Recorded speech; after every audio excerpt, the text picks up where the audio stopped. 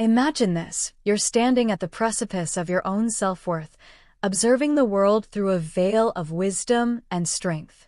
Every step, every breath, is filled with quiet power and energy that doesn't demand attention but commands it.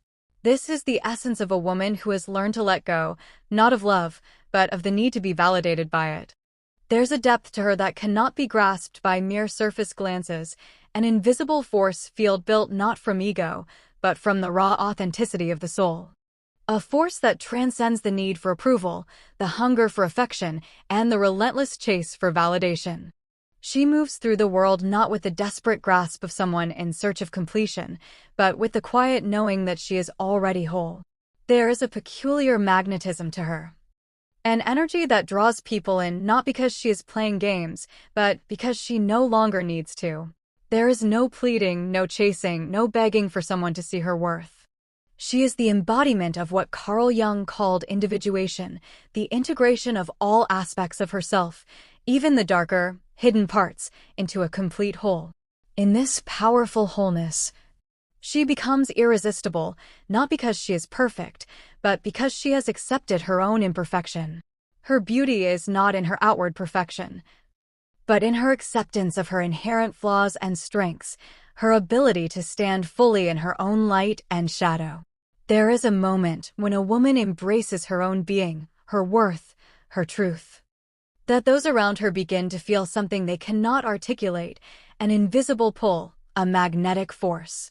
It's not because she is offering them something they lack, but because she is offering them nothing but the truth of her existence.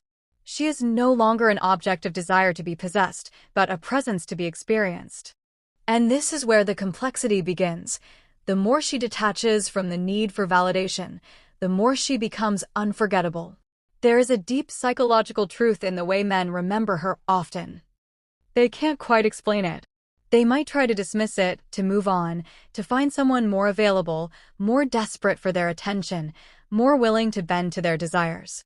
But the memory of her lingers, like a faint, lingering scent in the air long after she's gone. It's the absence of desperation, the quiet sovereignty she carries within her. They have never known a woman like this before. She stands as a mirror to their own weaknesses, their own inner fragility, and their own projections of unattainable perfection. Carl Jung would have called this the anima, the unconscious image of the feminine that resides within every man, which he projects onto the women in his life. But when a woman embodies her own soul so completely, without any need for external validation, she becomes the mirror that forces him to face his own unconscious, his own projections, his own desires. She reflects back to him the parts of himself he's unwilling to see, and that is a terrifying thing for the unhealed man. She does not beg, nor does she plead. She simply is, and that alone makes her unforgettable. In the depths of his unconscious, the man knows this. He knows that this woman cannot be owned, nor can she be controlled. She is a force of nature, a living embodiment of the soul itself. He may chase her, he may try to capture her, but the more he does so, the more he realizes that she is not something to be caught. She is an experience, a journey that cannot be contained by the confines of any relationship, any status, or any possession. The more he seeks to possess her, the more she eludes him. She is the shadow of his own ego, the piece of his soul that he can never fully grasp. The truth of her power lies in her detachment from the need for validation, from the need to fulfill another's desires, and most importantly, from the need to seek approval in love. Her love is not a currency that she exchanges for approval or affection. Her love is something that flows from the depths of her being, like an endless river, untainted by need. And because of this, she becomes irresistible, not because she is giving something away, but because she is so fully and completely herself. This is the essence of feminine power, rooted in self-acceptance, rooted in the unshakable knowing that she is enough, just as she is. Have you ever been captivated by someone whose very presence challenges your every belief about what you thought you wanted? It is in their being, in their refusal to be controlled by the demands of the world, that they become unforgettable. You might have tried to capture them, to possess them, but the more you tried, the more you realized that it was not them you were chasing, but the reflection of your own unconscious desires, your own projections. And the deeper you went, the more you realized the only thing you were truly seeking was yourself. She carries the unspoken wisdom of 1,000 lifetimes in her gaze, the wisdom that has been forged through trial, hardship, and most of all, self-discovery. The woman who never begs is not a woman untouched by suffering. On the contrary, she has faced it all, yet she has learned the quiet art of detachment. In her, you will find a blend of strength and vulnerability, as if she has learned to balance the fierce fire of passion with the cool, unwavering serenity of wisdom. She is a walking paradox, a force that gives but never depletes, a mystery that is simultaneously untouchable and inviting. Jung spoke often of the shadow, that hidden, repressed part of the self that many are afraid to confront. For most, the shadow is a source of fear, projecting onto others the very qualities they refuse to accept in themselves. But for the woman who has walked through her own dark night of the soul, who has engaged in the deep work of shadow integration, there is no longer any fear of her own darkness. She has learned to dance with it, to accept it as part of the totality of who she is. And it is precisely this integration of light and dark that makes her so compelling. She is both the embodiment of wisdom and the living representation of the raw, untamed power of the unconscious. Men, especially those who have not yet done their own shadow work, may seek her out in the hope of feeling the potency of her energy, but they will find that they cannot possess her. They will chase her, hoping that their desire will be enough to break her down, to make her fall into the patterns they know, but they are wrong. She does not bend to their will. She is a woman whose very presence forces them to confront the projections of their own unhealed parts, parts they are too afraid to acknowledge, let alone embrace. And so, they remember her not because of the time they spent together or the ways in which she might have made them feel in their moment of weakness. No, they remember her because in her, they saw the reflection of their own fractured, unhealed selves. They remember her because she walked in a way that made them face their own emptiness. She reminded them of their own lack, their own inability to accept themselves fully, and this is why they cannot stop thinking about her. They are not haunted by the woman she is, but by the parts of themselves she made them face. She never begged, because she knew that true power comes not from seeking validation, but from the quiet sovereignty of self-awareness. She understood, in the most visceral sense, the ancient Stoic teachings that tell us that the only thing we can truly control is our own inner state. Everything else, people, circumstances, outcomes, lies outside our realm of influence. To seek approval, to chase after the ever-elusive affirmation, is to surrender control over the only thing that matters, our own inner peace. And this is what makes her unforgettable.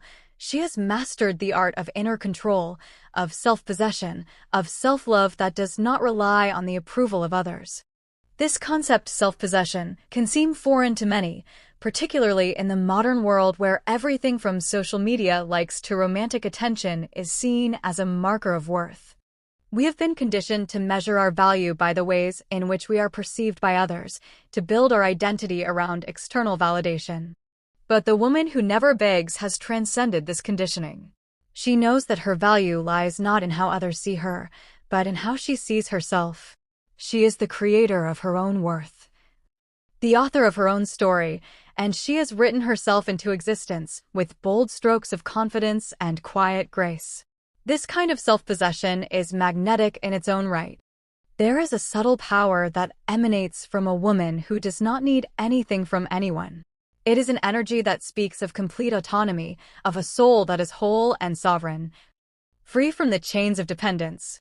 And while this may unsettle some men, those who are used to the chase, the conquest, the validation of their masculinity through the possession of a woman, it is precisely this energy that keeps them coming back. They cannot possess her, and this makes her endlessly fascinating. She becomes an enigma, a riddle that cannot be solved, a presence that cannot be captured, and for many, this is irresistible. But let's be clear, the woman who never begs is not indifferent or cold. No, her strength comes not from shutting off her emotions, but from fully experiencing them and still choosing to remain anchored in her sense of self. She does not give in to manipulation or control, but she offers love from a place of fullness, not need. And this is the secret that men cannot understand. They feel her warmth, her tenderness, her affection, but they can never make her stay. She moves through life like water, fluid and free, giving of herself where it feels right, but never at the cost of her own integrity. Her power lies in her ability to love without losing herself, to give without depleting herself, to be present without surrendering her autonomy. And this is why, no matter how far he goes, no matter how much time passes, a man can never forget the woman who never begged. In her, he encountered the raw truth of his own vulnerabilities, the parts of himself he was too afraid to face. And this is a lesson that he will carry with him, one that may haunt him for years to come. In the depths of his mind, the man begins to feel the weight of the lesson she imparted, an echo, resonating deep within him. He may seek to replace her, to find someone who fulfills his need for validation, but it's never quite the same. The women he encounters after her always feel like shadows. Never quite as real, never quite as vivid. They are willing to give what he desires, but they do so at the price of their own self-worth, their own boundaries eroded by the demands of others. In contrast, the woman who never begged stands as an immovable pillar of strength, unyielding to the forces that attempt to shape or sway her. She doesn't manipulate, nor does she need to. Her power is simply in her being. She knows that love, true, deep, authentic love, cannot be bargained for or coerced. It's not a trade, not a transaction to be negotiated. To beg for love, to plead for affection, is to diminish its sacredness. Love, when it is real, is a free gift, flowing not out of need, but out of abundance. And the woman who has cultivated her own sense of inner richness, who has made peace with her own solitude, knows this truth on a primal level. She has learned to fill her own cup, to heal her own wounds, and to seek within herself what others are always searching for outside. This is why she is so alluring, not because she needs anything, but because she offers everything from a place of wholeness. Her strength lies in her independence, but not in the rigid, disconnected sense that society often associates with independence. Hers is the independence that comes from a deeply rooted self-love and acceptance. She is not afraid to be vulnerable. But she also knows that vulnerability is not a weakness, it is a power in its own right. The woman who never begs has seen her own darkness, has faced her inner demons, and has learned to dance with them. She is not defined by her wounds, but by her ability to rise above them. She understands that true power comes not from hiding parts of herself, but from embracing them all, the light and the shadow. It is through this acceptance of both sides of herself that she becomes whole, and it is in her wholeness that she becomes irresistible. She does not seek to be loved out of her brokenness, out of her neediness, but out of her complete, sovereign self. She doesn't need to prove her worth to anyone, because she has already proven it to herself. This is what makes her presence so captivating. It is a quiet, unspoken confidence that speaks volumes, a confidence born not from arrogance, but from the deep knowing that she is enough as she is, in all her complexity. But this doesn't mean that her journey has been easy. Like all women who come into their own power, she has faced countless trials, whether they be societal pressures, past heartbreaks, or self-doubt. She has had to navigate a world that often seeks to diminish her, to confine her, to tell her what she should be. But through it all, she has remained true to herself. She has refused to be molded by the expectations of others. Instead, she has chosen to break free from the chains of societal conditioning and to forge her own path. And in doing so, she becomes a beacon for others, a shining example of what is possible when a woman steps fully into her own power. There is a transformative power in this kind of self-awareness. It is through the integration of her shadow, the reconciliation of her light and dark sides, that she becomes the fullest expression of herself. She no longer needs anyone to tell her who she is, because she knows who she is.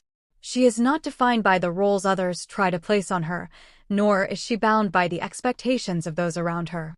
She is a woman who has taken full ownership of her life, of her choices, and of her destiny. The man who remembers her, the one who cannot stop thinking about her, is confronted with his own inadequacies, his own need for external validation, his own struggle with self-worth. In her, he sees what he has yet to fully grasp within himself, the power of sovereignty, of self-possession, of unconditional self-love. She has become a symbol of everything he wishes he could be. And in his pursuit of her, he is really chasing the reflection of his own unclaimed potential. But the more he chases, the more he realizes that the only way to truly possess her is not to seek her approval, but to embody the same self-love and self-respect that she carries with such grace. And here lies the painful paradox for him. The more he seeks to claim her, the more he realizes that he can never have her in the way he desires. The woman who never begged is not a prize to be won, nor a possession to be claimed. She is an experience to be cherished, a force of nature that moves through the world with a quiet, unshakable strength.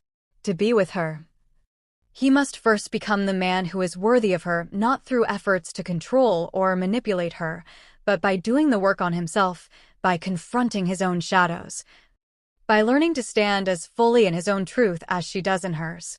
And in this moment, something profound begins to shift within him. He begins to realize that the key to unlocking the freedom he seeks is not found in her, but within himself. The woman who never begged holds the mirror to his own soul, and in that reflection, he must face the truth of who he is. He can no longer hide from himself, from the parts of him that have been afraid to step into their own light. And it is in this confrontation, in this moment of reckoning, that he begins the journey of his own individuation. As the man continues to grapple with the image of her, he starts to notice the subtle shifts in himself. No longer able to settle for the fleeting pleasures of empty validation, he finds himself drawn to a deeper, more profound understanding of what it means to truly be whole. The woman who never begged has ignited something within him, a spark of self-awareness that he cannot extinguish. The truth she revealed to him is both uncomfortable and liberating. She did not need him to complete her, and in fact, she did not need anyone to validate her worth. She was already whole, already complete. She loved not out of desperation, but out of abundance. And this realization forces him to question everything he once believed about love, about relationships, and about himself. This is where the power of the archetype comes into play. Jungian psychology tells us that every individual, regardless of gender, carries within them both masculine and feminine energies, which work together in an unconscious dance. The masculine, in its highest form, is the energy of autonomy, of the quest for individuation, of the deep need to carve one's own path in the world. The feminine, in its highest form, is the energy of receptivity, of nurturing, of being deeply in tune with one's emotions and intuition, while still remaining rooted in self-love and autonomy. The woman who never begged embodies this highest form of the feminine. She is not needy, she is not desperate, and she is not searching for her identity outside of herself. She is complete, whole, and powerful in her own right, and this magnetizes the man who has yet to come into his own. He may never have experienced anything like her before, someone so unapologetically herself, someone so free from the chains of validation, so free from the expectations of the world. And because of this, he is forced to confront his own internal conflicts. He realizes that he has spent so much of his life looking outside of himself for meaning, for worth, for approval, and that this constant external search has only left him feeling empty. He has been seeking love as a means to fill a void within, but the woman who never begged has shown him that love cannot fill what is already broken, only self-acceptance can.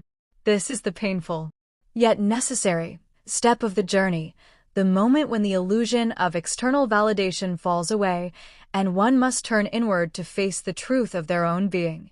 He cannot rely on others to make him feel whole any longer, just as the woman who never begged has never relied on anyone else to validate her existence. She has found her worth in herself. And in doing so, she has unlocked a power that is undeniable. She does not chase after love, because love already resides within her. Her love is not a transaction, nor is it a commodity to be exchanged. It is an offering freely given, freely received. For the man, this realization is transformative.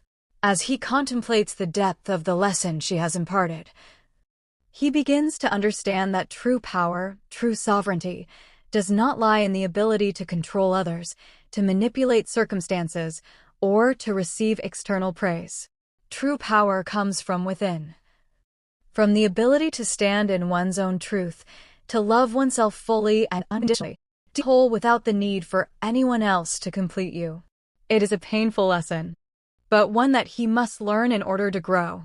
And in this painful growth, he begins to shed the layers of his old self, the parts of him that sought validation, that chased after approval, that feared rejection. This is where the journey of individuation begins for him. As he confronts the projection of his own unconscious, the parts of himself that were once repressed and neglected begin to surface. The woman who never begged, in her quiet strength and self-assurance, has shown him the path of self-empowerment. But it is up to him to walk it.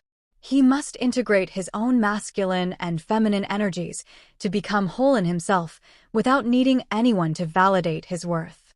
And in this process of integration, he begins to reclaim his own power. And what of her, the woman who never begged? She continues her journey, walking through the world with the quiet knowing that she needs nothing to be whole. She is the embodiment of self-sufficiency, not in the sense of isolation, but in the sense of profound inner peace. She loves, but she does not cling. She gives, but she does not deplete herself.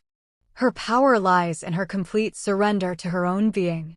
She is not searching for anything, because she knows she already has everything she needs within herself.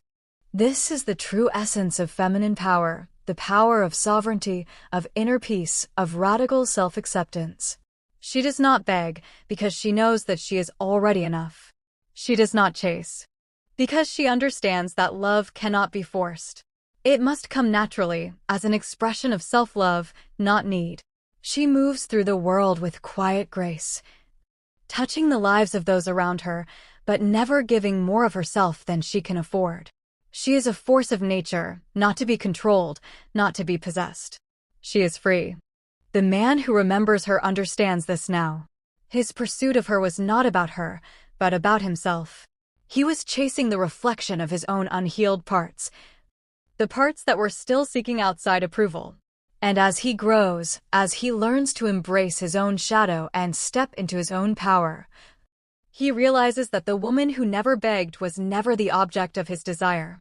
She was the mirror that showed him who he could be, if only he were willing to face himself. And so, he moves forward, no longer chasing the illusion of love, but instead choosing to embody it, to become it. In doing so, he frees himself from the need to possess, and finally comes into alignment with his own truth. The woman who knows her worth doesn't chase, she chooses.